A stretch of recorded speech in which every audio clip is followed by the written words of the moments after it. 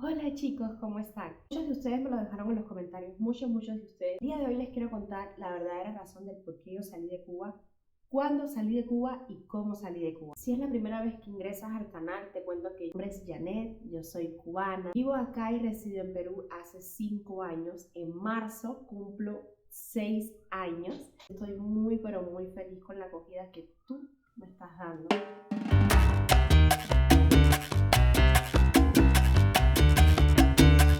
Y para que tú entiendas un poquito mi historia, vamos a retroceder muchos años atrás. Año 1959 triunfa la Gran Revolución Cubana. Todos los pobladores, los cubanos que estaban en la isla en ese momento se dieron cuenta de que todo fue un caos. Empezaron a carecer las cosas, los campesinos ya no tenían los recursos para sus siembras. De tener muchísimos animales en sus granjas, estamos hablando de que 1/3 de esos animales son los que perduraron. Tener muchísimas herramientas para poder hacer todo el trabajo exactamente como se debía hacer, no las tenían. Cuando muchísimos de los cubanos se dieron cuenta de todo el mal que se instauró en la revolución, estaba totalmente perdida y fracasada. Que los gobernantes, como bien se dice al buen cubano, metieron la pata.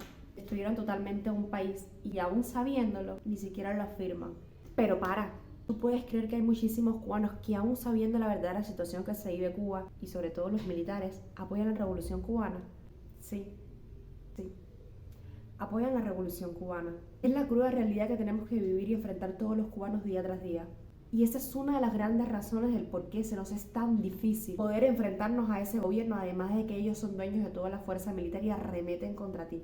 En caso de que tú nada más te manifiestes un poquito en contra de la revolución. Y hay muchísimas personas civiles y la policía de Cuba, contrainteligencia del gobierno, puedes creer que son civiles, que tú vas caminando por las calles y tú no sabes quién es quién. Hace muchísimos años atrás nació el gran espíritu de valentía de muchísimos de los cubanos, como mi abuela, como mi suegro.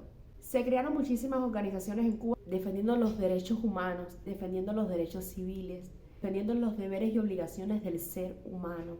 No estaban cometiendo ningún delito, estaban defendiendo su patria. Estas personas, estas movilizaciones de los pueblos se fueron centrando y tenían sus sitios escondidos, claro, porque tenían que ser totalmente clandestinos. Se enfrentaron y lucharon por una Cuba próspera, por una Cuba con caminos a seguir, con una Cuba con un futuro por delante. Y se enfrentaron a este gobierno. Hicieron un montón de manifestaciones en contra de esta revolución. Pero como siempre, existían muchísimos de los cubanos que aún apoyaban a esa revolución. Pero las personas que apoyan esa revolución no es porque ellos tengan que enfrentarse al día a día. Es que muchísimos de ellos son militares, hijos de militares, padres de militares. Estamos hablando de que la revolución subsidia toda su vida. Los tienen pero tan contentos y tan enamorados que estas personas, ¿qué hacen? Apoyan la revolución, porque la revolución les regalan la vida. Esas personas viven como reyes. Estamos hablando de que todo lo que nos quitan a la población se los dan a ellos para tenerlos contentos. Vamos a regresar nuevamente a lo que yo te estaba conversando de estos grupos que se enfrentaron a esta mala revolución. El papá de mi esposo Andy, mi suegro, él pertenecía a una de las organizaciones en contra de la revolución.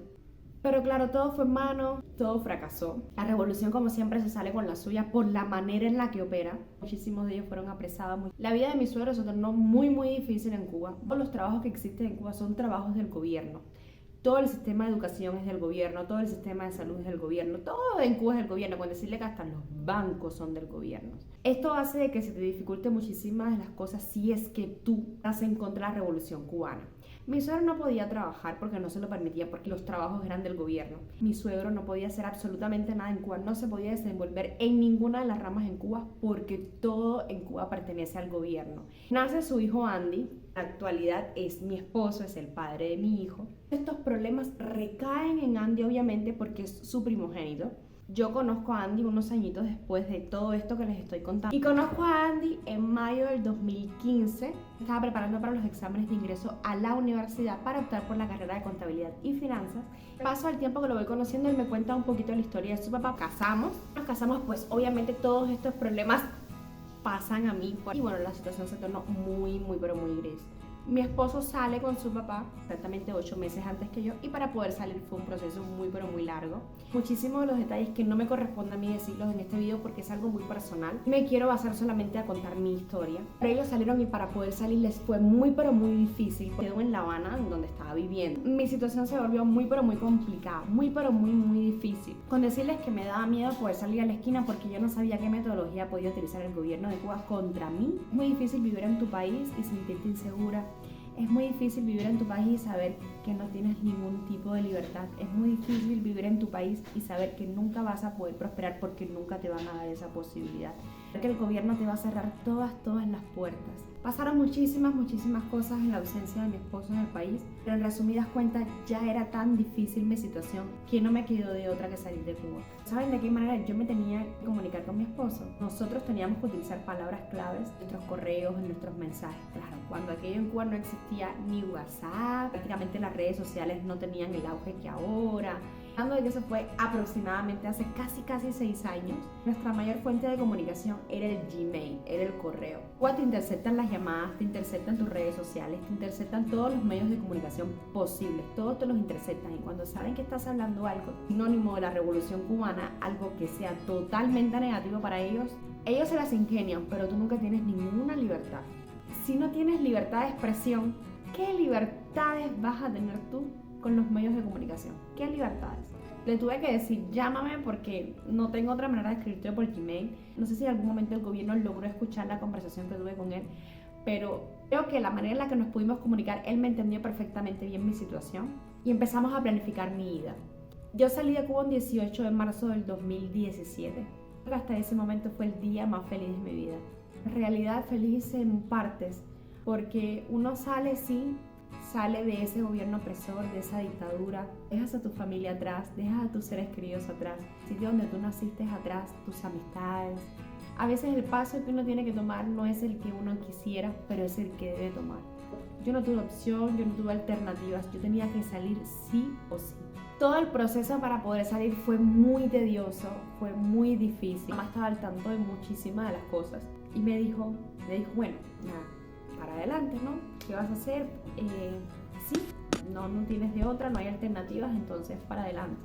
Y no se vayan a creer que a mí no me da miedo contar esto. Claro que me da miedo contar esto. Para poder salir de Cuba intenté primero tramitar una visa de turismo acá a Perú, pero obviamente me fue denegada. Andy estaba acá junto con mi suegro y pues la visa de turismo me fue denegada. Pero yo tampoco podía presentarme en la embajada y decirles, mira, necesito sí o sí ir de acá de Cuba, etcétera, etcétera, porque obviamente pues la embajada no me va a permitir eso. Entonces, como otra metodología, intenté contactarme con un amigo mío de embajada de Brasil para que él me pudiese ayudar y me otorgaran esta visa brasileña. Gracias a Dios se me dio esa posibilidad. Me otorgaron esa visa de turismo un 6 de marzo del 2017. Con esa visa de turismo hablé con mi hermana que estaba en los Estados Unidos. No pudo comprar ese pasaje porque obviamente yo no pude comprar el pasaje en Cuba. Mi hermana me pudo llegar a mandar todo el itinerario del vuelo, porque obviamente cuando uno va tienes que tener el itinerario del vuelo para poder saber, ¿no?, cuál es tu aerolínea, en qué vuelo tú te montas, etcétera, etcétera, y tienes que presentar eso en el check-in. No me pudo mandar eso, estamos hablando que fueron prácticamente 1 o 2 horas antes, ya yo estaba inclusive en el aeropuerto. Para yo poder pasar por el aeropuerto, como ya te había contado, fue un proceso sumamente difícil. Tuve que hacerlo a través de otra amistad, porque un momento de tensión, fue un momento en el que yo decía, Dios mío, voy a poder salir. Estaba muerta de miedo. El miedo se inundó de mí. Pero no solamente lo vivo yo, esto lo tiene que vivir muchísimo de los jóvenes en Cuba, muchísimo de los jóvenes. Estamos hablando de todo el ser humano que vive en esa isla. Un país que te rompe todos tus sueños, un país que te quita tu familia, un país que te quita tus libertades. Me monté en el avión, me sentí libre, me sentí feliz como no tienen idea, pero mi corazón estaba partido en dos porque mi familia se estaba quedando en esa isla. Chicos, para que este video no sea tan largo, voy a dividirlo en 2 partes.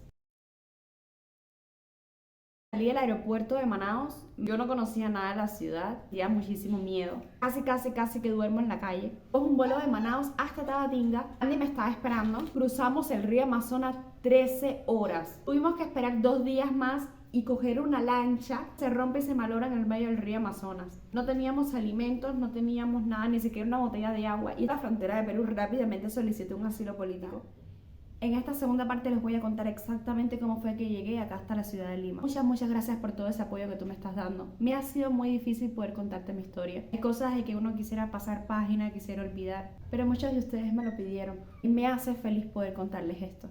Muchos de ustedes me dan unos comentarios preciosos en cada uno de los videos y les doy muchas gracias por eso. A mí me encantan esos comentarios que ustedes me dejan. Ahora sí, espero la segunda parte. Hasta la próxima.